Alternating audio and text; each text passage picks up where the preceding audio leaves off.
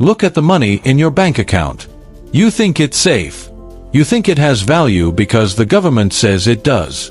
You think that as long as the armies are strong and the borders are secure, the system will hold.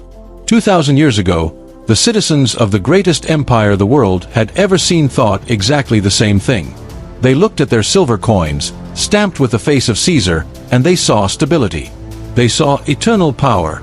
They were wrong. We are taught that Rome fell because of barbarian invasions. We are told it was weak emperors, or lead pipes, or moral decay. But the truth is much colder, and much more terrifying. Rome didn't die on the battlefield. It died in the counting house. It died because it built a war machine it couldn't afford, addicted itself to debt it couldn't repay, and then committed the ultimate economic sin. It destroyed its own money to keep the party going. Does that sound familiar? It should. Because right now, the modern world is walking the exact same path, step by step, into the same abyss. Today, we are going to expose the secret financial engine of the Roman Empire. We are going to look at the Ponzi Scheme of Conquest, the invisible theft of inflation, and the moment the math finally stopped working. This isn't just history. This is a warning from the grave. To understand how Rome went broke, you have to understand how it got rich. And to do that, you have to stop thinking of Rome as a country and start thinking of it as a corporation. A corporation whose only product was violence. In the early days of the Republic, war was sustainable. It was a seasonal hobby. You were a farmer. The Senate called you up. You grabbed your spear, you marched a few weeks to bash a neighbor over the head, you took their cows, and you went home to harvest your wheat. It was brutal, but it was cheap. The state didn't have to pay you a salary. Your payment was the loot you carried home and the safety of your farm.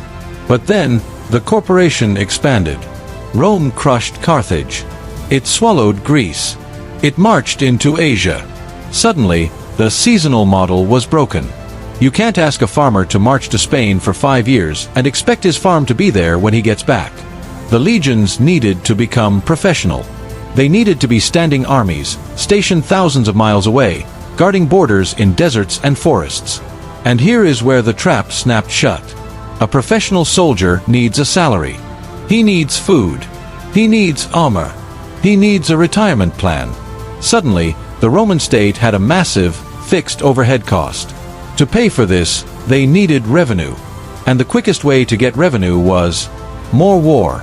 It became a self-reinforcing loop, a Ponzi scheme of conquest. Step 1.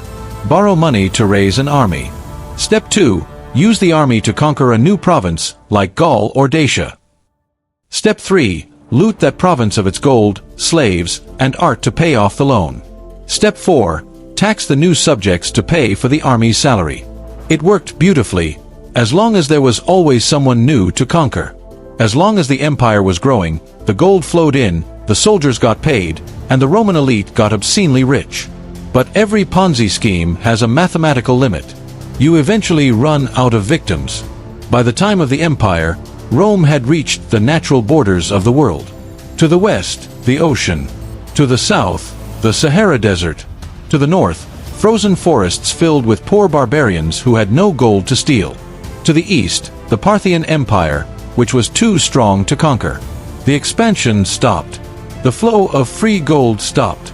But the costs didn't stop. The soldiers still demanded their pay. The citizens of Rome still demanded their free bread and circuses. The machine was hungry, but the food had run out. So, what do you do when you are the master of the world, but you can't pay your bills? You do what every dying empire does. You start cheating. Before we get to the collapse, we have to look at who was actually making money during the boom times. Because just like today, the profits of war were privatized, while the costs were socialized. Rome didn't have a central bank or a sophisticated IRS in the early days. They had the publicani. These were private contractors, essentially the world's first military-industrial complex. When Rome needed to supply an army in Spain or collect taxes in Asia, they didn't do it themselves. They auctioned the contract to the publicani. These wealthy investors would front the money to buy the grain, build the ships, and equip the troops. In exchange, the Senate gave them the right to squeeze the provinces for taxes. Imagine if the US government told a private hedge fund, "Hey, Pay for the war in the Middle East, and in exchange, you can keep whatever oil you find. It was a recipe for absolute corruption. The publicani stripped the provinces bare. They lent money to conquered cities at usurious interest rates, sometimes 48%. And when the cities couldn't pay, the Roman army would show up to break legs. This created a massive transfer of wealth. The gold from the provinces flowed into the pockets of the Roman elite, the senators and the equites. They used this money to buy up all the farmland in Italy, turning free peasants into tenant farmers or pushing them into the city slums. Does this sound familiar? A financial elite getting rich off government contracts while the middle class hollows out? But the real danger wasn't just corruption. It was debt. The Roman state began to rely on these wealthy lenders to function. During the darkest days of the Punic Wars against Hannibal, Rome was effectively bankrupt. They survived only by taking massive loans from the wealthy, promising to pay them back with the spoils of victory. They won that time, but they taught the state a dangerous lesson. You can spend money you don't have, as long as you promise to steal it from someone else later. Now we reach the turning point, the moment the music stopped. It's the 1st century AD. The expansion has slowed. The costs of running the empire are skyrocketing. Emperors need money to keep the Praetorian Guard happy, so they don't get assassinated, and to keep the mob happy, so they don't revolt. They could raise taxes, but the wealthy elite, the ones who owned all the land, were experts at tax evasion. Raising taxes on the poor would cause riots. So Emperor Nero, famous for fiddling while Rome burned, came up with a genius idea. An idea that central bankers are still using today. He looked at the silver denarius. This coin was the backbone of the Roman economy. It was nearly pure silver. It was trust solidified into metal. Nero thought, what if we just put a little less silver in it? It seemed harmless. He reduced the silver purity from 100% to about 90%. He took the extra silver, minted more coins, and used them to pay his debts. It was free money. He had technically expanded the money supply without expanding the economy. For a while, nobody noticed. The coins looked the same, but the seal had been broken. Once emperors realized they could solve their budget deficits by degrading the currency, they couldn't stop. After Nero, it became an addiction. Emperor Trajan needed to pay for his massive building projects. Flip the coin to 85%. Marcus Aurelius needed to fight the Germanic tribes. Drop it to 75%. Septimius Severus, who famously told his sons to enrich the soldiers and scorn all other men, slashed the purity to 50%. By the mid-3rd century, under the crisis of military anarchy, the denarius had collapsed. It was no longer a silver coin. It was a piece of bronze dipped in a thin wash of silver that rubbed off after a week. It contained less than 5% silver. The government was essentially printing fake money. They were issuing tokens and calling them wealth. And just like in modern economics, when you print more money without creating more goods, you get one result: hyperinflation. We often think of inflation as prices going up. But that's not what it is. Inflation is the value of your money going down. It is a hidden tax on everyone who holds cash. In Rome, the consequences were catastrophic. Merchants realized the new coins were trash. So, they demanded more of them for the same goods. The price of wheat skyrocketed. The price of clothing doubled, then tripled. A soldier's salary, which used to buy a comfortable retirement, now barely bought enough food to survive. So, what did the soldiers do? They demanded raises. And how did the emperors pay for those raises? They debased the currency even more. It was a death spiral.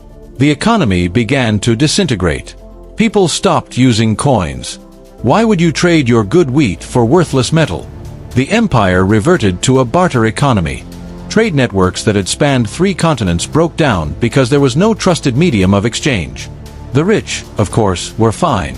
They didn't hold cash. They held assets. They owned gold, land, and slaves. Inflation didn't hurt them. In fact, it helped them buy up the assets of the poor for pennies. The wealth gap exploded. The government, desperate to maintain control, turned authoritarian. Emperor Diocletian tried to fix the inflation by passing the Edict on Maximum Prices. He literally made it illegal to raise prices. If you charged too much for onions, you could be executed. Did it work? Of course not. History tells us that price controls never work. Goods just vanished from the markets. The black market became the only market. The economy didn't just slow down, it stopped. By the time the barbarian armies actually showed up at the gates, the Roman structure was already rotten. The citizens were crushed by taxes and inflation. The middle class had been wiped out. The soldiers were mercenaries fighting for the highest bidder because their country's money was worthless. They didn't fight to save Rome because Rome had already stolen everything from them. Rome didn't fall because it was conquered. It fell because it destroyed the trust that held it together. Now, take a deep breath. Step back from the marble columns and the legions. Look at the world around you right now. Look at the deficit spending. Look at the national debts that can never mathematically be repaid. Look at the wars that drag on for decades, funded not by taxes, but by borrowing. We don't clip coins anymore. That's too crude.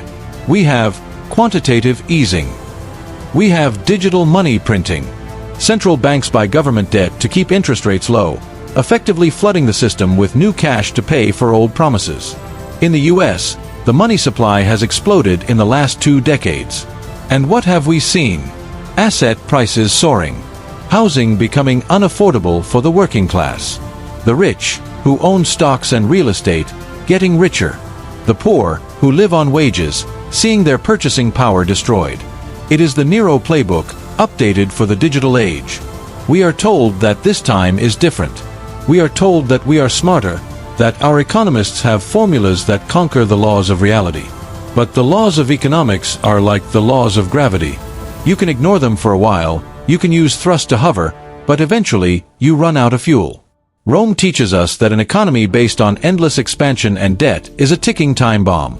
It teaches us that when a government cannot pay its bills, it will inevitably choose to rob its savers through inflation rather than cut its spending.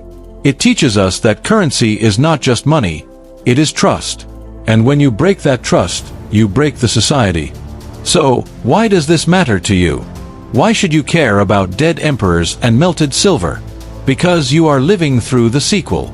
But here is the difference between you and a Roman peasant. You have information. They didn't know why their money was dying. They thought the gods were angry. You know, it's just math. You can see the pattern.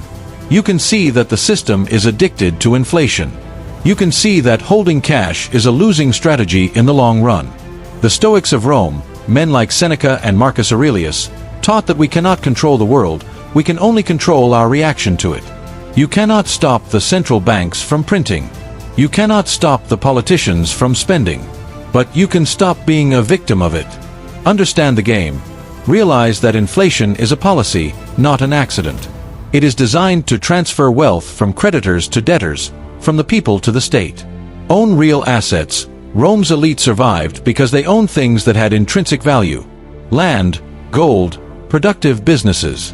In a world of dying paper, real things are the only life raft. Educate yourself. The most valuable asset in a collapsing system is a clear mind. Understand financial history. Don't get distracted by the political theater, the bread and circuses of the 21st century. Watch the money. Rome fell. It took centuries, a slow, grinding decline interrupted by crises and fake recoveries. We might be in the early stages of our own decline, or we might be near the cliff. We don't know. But we do know this: history rhymes. The math that broke Rome is the same math we are using today. Don't be the person wondering where their wealth went. Be the person who saw the history, understood the warning, and built a fortress before the storm arrived. The empire might crumble, but you don't have to fall with it.